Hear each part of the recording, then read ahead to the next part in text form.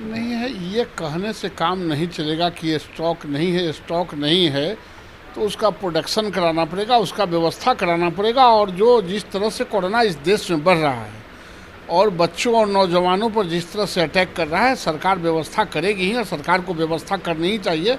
सरकार का इन्हीं विषम परिस्थितियों में रोल होता है और भारत की सरकार और बिहार की सरकार करेगी। यह पूरी तरह से फेल्यूर है या एक युद्ध है, लड़ाई नहीं।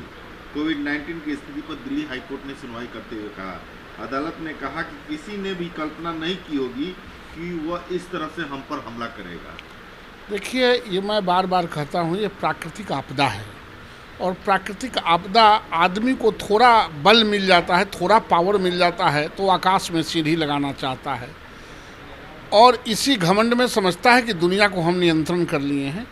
ये प्राकृतिक आपदा है। प्रकृति से आप जूझ के उस पर नियंत्रण नहीं पा सकते हैं, आप कोई न कोई रास्ता निकाल सकते हैं। और निश्चित रूप से भारत की सरकार और राज्यों की सरकारों को इस पे कहीं न कहीं कोई रास्ते निकालनी चाहिए और इस पर अवेयर होके अपनी जनता को राहत पहुंचाने की ज़रूरत है। जो जितना पहुंचाना चाहिए उतना मिल नहीं पा रहा है। पीएम मोदी ने मंत्रिपरिषद के साथ कोविड-19 की स्थिति की समीक्षा की और 02 स्टॉक की शॉर्टेज का जायजा लिया। देखिए, अब 02 शॉर्टेज तो इतना है कि प्राकृतिक आपदा में जितना अनुमान था उससे आदमी अधिक बीमार हैं। अगर उसके एक्चुअल स्थिति पर मुआयना करेंगे तो इस देश में न ऑक्सीजन मिल रहा है, न वेंटिलेटर मिल रहा है, न बेड मिल रहा है, न हॉस्पिटल मिल रहा है, न डॉक्टर मिल रहा है, न नर्सेज मिल रहे हैं, कुछ मिल ही नहीं रहा है। इवन श्मशान में भी जगह नहीं मिल रहे हैं। मैं यही कह रहा हूँ कि प्रकृति आपदा से जूझना कोई साधारण बात नहीं है और सिर्फ सर्वे करने की ज़रूरत नहीं है, इस पर विश्वस्त होकर इसके रास्ते निकालने हैं और सरकार प्रयास कर रही है। भारत में अब तक के एक दिन में कोरोना संक्रमित की संख्या में सबसे बड़ा उछाल आया है और 3,86,000 लोग पिछले 24 घंटा में कोरोना संक्रमित हुए हैं।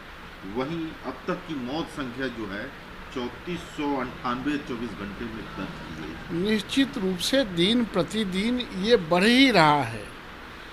लोगों ने ऐसा सोचा नहीं था कि यह भी सीन होगा इस देश में। जो आज विभत्स स्थिति है इसका वर्णन नहीं किया जा सकता। इस दुख के घड़ी में हम सबों को जहां जो मिले, जिसके साथ आप मदद कर सकते हैं।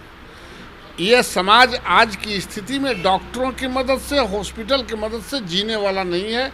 हमारे और आपके मदद से कुछ अगर मदद मिल जाए और उसकी जान की रक्षा हो जाए तो यह बड़ी बात होगी।